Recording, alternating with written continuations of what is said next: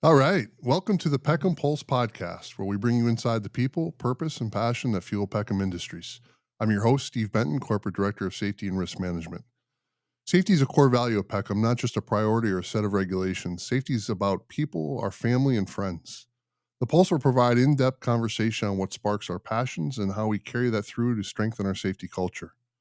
At Peckham, our mission is to safely provide high-quality construction materials and services, but let's be honest, it all starts with you, our members. But nothing, not a ton of asphalt or a mile of freshly paved highway matters more than making sure everyone goes home safe every single day. All right, welcome back to the Peckham Pulse. We're joined today by quite a team, starting with James Comerford, who's on our safety staff. James, welcome. Good morning. Rick Engelhardt, who's our plant manager, is that right, Rick? Yes, sir. At Precast up in Shaftesbury. Yes, sir. And Bill Perry, who's a long-term member of Precast, Yep. right? Thick and thin. Bill is a recipient of our very first Joe W. Safety Champion Award in 2021. 2021, yes. Yeah, so that was neat. We'll talk more about that. But welcome, everybody. Appreciate you guys having us on. So we wanted to have you guys in. Obviously, we talk a lot about passion for safety. We like to talk about our journey. We like to talk about trying to achieve zero and all those initiatives that we're working on. But maybe Rick, starting with you, just tell us a little bit about some of your background. What some of your passions. Family. What have you. Talk about just what gets your pulse racing in the morning. So grew up in Youngstown, Ohio. Went to Youngstown State University for industrial engineering.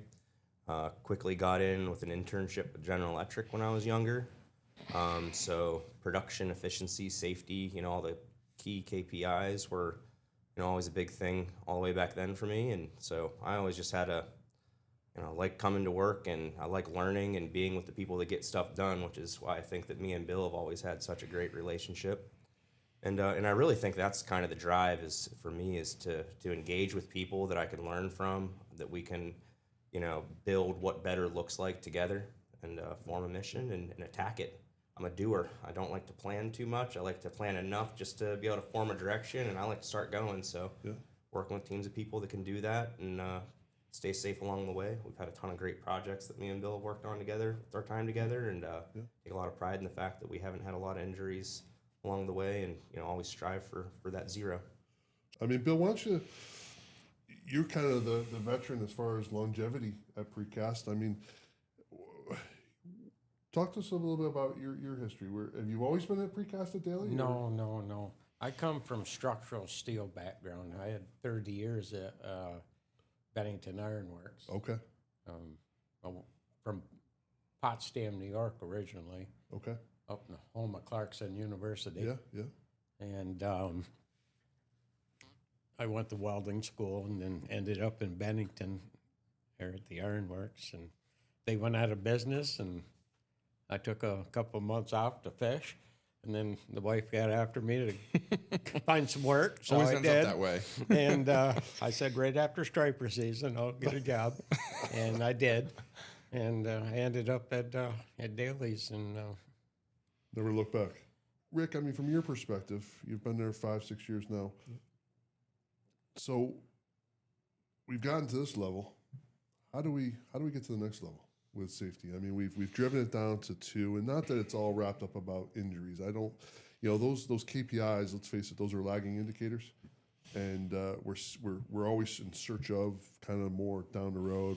Our PEP initiative, which really kind of got going in at Precast, and is now again throughout the entire company. What else is out there? What do you see coming down the pike here that's gonna help drive our success? Peckham Engagement Program has obviously been a big thing for the whole company. Kind of started with us, and that's one of the ones where we're trying to take it to the next level with doing that. I'm sure that you're seeing them come across, and I know I'm seeing, Miles Madison, shout out to you, buddy, because guys like that who are experienced precasters that are stepping up and having the courage to have conversations with people about what good looks like. Yeah. That's where we're at right now, is that frontline drive and finally getting that done. Yeah. We're having more frequent conversations with our crew leaders, it started with safety meetings of we're going to wear gloves, and not everybody was wearing them, and then you had to kind of go put a forceful way to that, and being able to have conversations that are wrapped around good communication. I like the word candor because that's really like the way to speak when it comes to performance. And having more frequent touch points with our crew leaders, letting them know that, hey, you're a crew leader. That means above and beyond, what it means just to be a member of our team. These are your extra responsibilities. And then actually having conversations of how they're doing between, the whole merit thing is between 0 and hero. Here's where you land, and this is what you need to do to close the gap to be as best as you can be. And having those conversations honestly, respectful, timely. Yeah. I think that's really the next step for us is like the word engagement means get out there and get right in front of it. Be a doer. Delegation is a great tool, but sometimes today's day can get overused. You got to be willing to get out there and take part in the change and have the courage to have those conversations. And that's what I think is next coming. And one thing that makes me so proud, and I'm trying to name drop a couple of guys from Precast, because I was told Precasters were excited about this episode. Go ahead. Wow. But Chuck Scarry and Tanner Wolfram and Jack Skelly and those guys, I see them on a scissor lift, right, or a man lift, and like you will not catch our guys without harnesses on. No. You will not catch our guys getting into confined spaces without a permit and without the meters and without a safety watch. Yeah. And the things that we used to say we did, and I think hopefully wish we did, it happens 100% of the time now. And we still have things we need to work on, but it's not those basics. It's not, we talk about lockout, tagout. Do you even have locks available? Yeah. Right. And do you even have breaker locks? Do you have these are things that we've gone through these trivial things, and we started making it's like that's the expectation now. So the bar's been raised. So, I mean, that to me is something I take a lot of pride in when I see our guys going around and they're doing it the way that we've talked about, this leveled up manner. Yeah. They should be really proud of themselves, and I know I am. Yeah, and I think I'm going to name drop myself as well. Good. If you look at someone like Justin Kozowski, right? Huge journey on his own, right? From the day I was there, he's still in the bench shop, and now he's leading that section. Yeah. And now he's helping Hugo now on the floor. Whole production floor. And he's running the whole production floor. And he's taking these leadership classes. He's taking those opportunities and making something out of it, and improving Precast at the same time. And that is my favorite part of the transformation of Precast. Well, it's great, going on Facebook or Instagram or LinkedIn and seeing our garages. Yeah. I mean, the one in Saratoga continues to be, now you just take it for granted. I was born and raised in Saratoga. Obviously, that parking garage never existed, but you go there now, we have our summit at the city center, and there's the parking garage.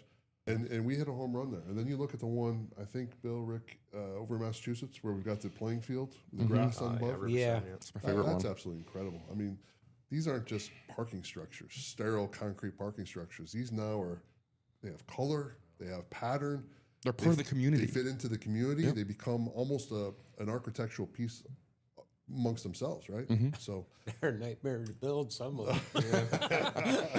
I bet they are. But it's pretty cool. I mean, just like Lego pieces, right? In every individual piece, and now you guys are doing these brick inlays, and it's wild. Yeah, they do awful good work with that brick. Yeah, we got a great crew, guys. One of the other ones I like that has been part of what we're trying to do lately is we have a large Hispanic population in the plant. I'm trying to make that more of a homogeneous mix. There's always been a little bit of a separation, Hispanic guys working on a bed and all the other folks working on another bed. And we've kind of taken this approach of trying to mix that together a little bit more, keep the expectations the same. And I really like that because I don't really love the whole separate pockets of people thing. Yeah. We're all one team. We win together. We lose together. Mm-hmm. We celebrate together. We grieve together. Yeah. And we got a lot of great guys with a Hispanic background and whatnot. And hearing their journey, I have to say my favorite Peckham Way tour to date was the Hispanic one that we did with Hugo and some of the other folks there from Brewster as well too that helped do some translation and whatnot. And to see how grateful they are to have the opportunity to have what they have here in America and how it supports them and their families back home and their journeys and their dedication. They're just an incredible asset to our team, and just watching them grow as crew leaders too. We got a couple of them that I think have a great trajectory for leadership in their future. Let's talk about our guy Mark Brayton for a minute. Yeah, Mark. How's he done for you guys?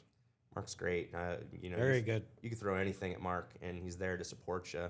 He's the real definition of a great resource. Somebody with integrity who shows up every day. We really lucked out. He was one of our success stories coming out of the internship program. Yeah. And great worker. Had great energy.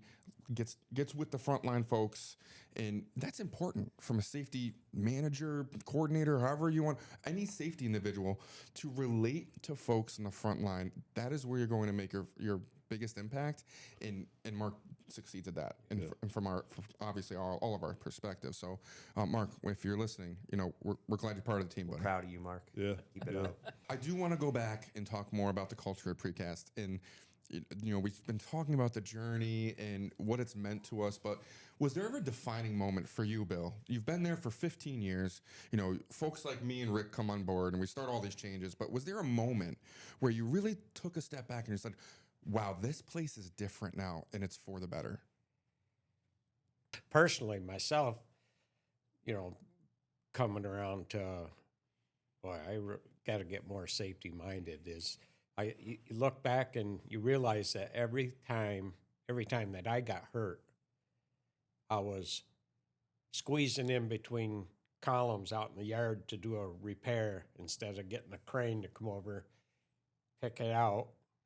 Takes longer, but I wouldn't have got hurt. Right. And ultimately, getting hurt, the duration of the finished task is way longer after you get hurt. Right. And then doing something that they need to do a pour. A lot of things that I do is mold work, and certain screwy things that go on a piece you have to make custom stuff for, and they're waiting for it to pour, and then you hurry in, and next thing you know, you cut the end of your 2 fingers off. And Right, yeah. so you're hurrying. So I realized that, every time I've gotten hurt is because I'm hurrying to get a job done. Right. And so you gotta. And so would you say that feeling has changed, that you don't feel like you need to really have that pressure to? No, that pressure is not there no more. Yeah. If I said, you guys are going to have to hold this pour off because I can't get this done today.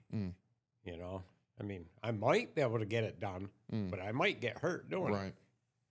So that pressure, if I said that today, they would just scrap it, go on to other things. That's great. Because they had to scrap it is because of poor advanced planning. Right. Which is usually why you're hurrying to get hurt. So that has changed a lot.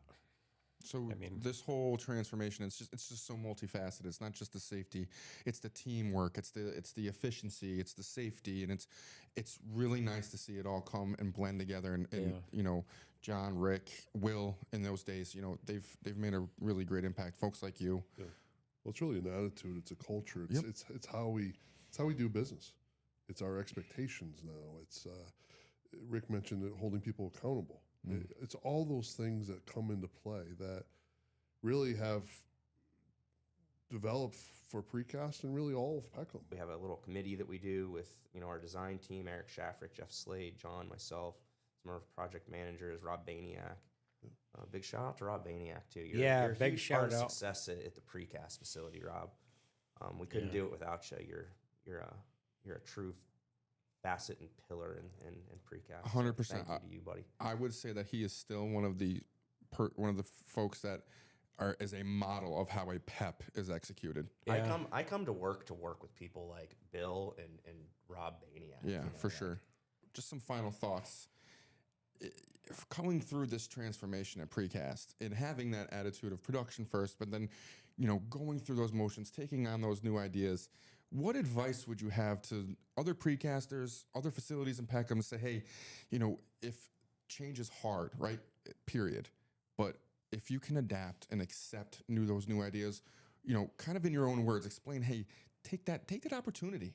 Just have a good conversation with that one employee or the whole group of employees, and just be honest with them what you're expecting them to do, and and why it benefits them and the company. Start with that, and then just everybody start sharing ideas. Everywhere I go, and because I've been to a lot of different GE plants when I work for General Electric, and here too, is everywhere I go, I always find the people that emulate what really good looks like, or the best in class. And then I try to teammate with those people, and I try to find out what's made them successful, both personally in their personal lives, and because typically you're going to see a correlation there, in my opinion. And then I try to emulate it myself and get it more widespread and get everybody on the same page. And we were talking, one of the other quotes that I like, I've been doing a lot of quotes lately in this leadership class, but if you want to make an enemy, try to make change. Right? You'll make one every time, type deal. Yep. But being open to new ideas, being able to have open, transparent, clear communication with expectations and accountability built right into it. Try to make it sustainable as possible, because if you do something, you change something, and you didn't really do it if you didn't sustain it. So that's one of the big things, is having good sustainment plans, and we're doing this with trying to spread 5S across the company now at this point, going to other sites that are as close to what good looks like as possible, and make them world class, Right. and find that first big win for them, and then let their site spread it across it. I think there's going to be a big movement that we're going to see too. We were asking before, like, what's the next thing, and I think that's one of the ones as well too, is some uniformity to you roll into a Peckham plant, and for a customer, Uniformity. whether you're all the way down in the Bronx or whether you're all the way up at Chestertown, it should feel like home to you coming in. You should kind of know what the flow is. You should have the same expectations for what safety looks like on these sites. The people running the site should have the same expectations for what safety looks like, and for how they manage their sites and whatnot. So I think that's the next big thing. But it all starts with engaging in good conversations, and being humanistic, and having empathy, and having the courage to be a leader. And that's one of the big things, because it takes a lot of courage to be a leader. But I just want to end it. And hopefully I don't jinx it. I have a history of doing this, but I feel confident, and I think Precast will have achieved 365 days without a recordable injury For the first time. for the first time ever. So I'm really looking forward to next week. That's quite a milestone. I know I speak for everybody on the management team at Precast. We're proud of everybody on our team, and it takes a team effort to get there. And like I said, we're going to cross that finish line together. Love it. And that's going to be a great finish line to cross. Yeah, Can't wait. absolutely. All right, guys. Well, thanks for being on. All right. Thanks, Thank gentlemen. you. Appreciate Thank it. you. Blast. Thanks for sharing the passion. All right. Absolutely. All right. Cheers. At Peckham Industries, safety isn't something we talk about when it's convenient. It's who we are and how we show up every day, every shift. Safety is a core value, just like integrity, dedication, and efficiency. So here's our challenge to you. Let your passion for safety lead the way, every shift, every task, every day. Thanks for tuning in to the Peckham Pulse. Stay safe, stay passionate, and be proud knowing that we're building America's infrastructure.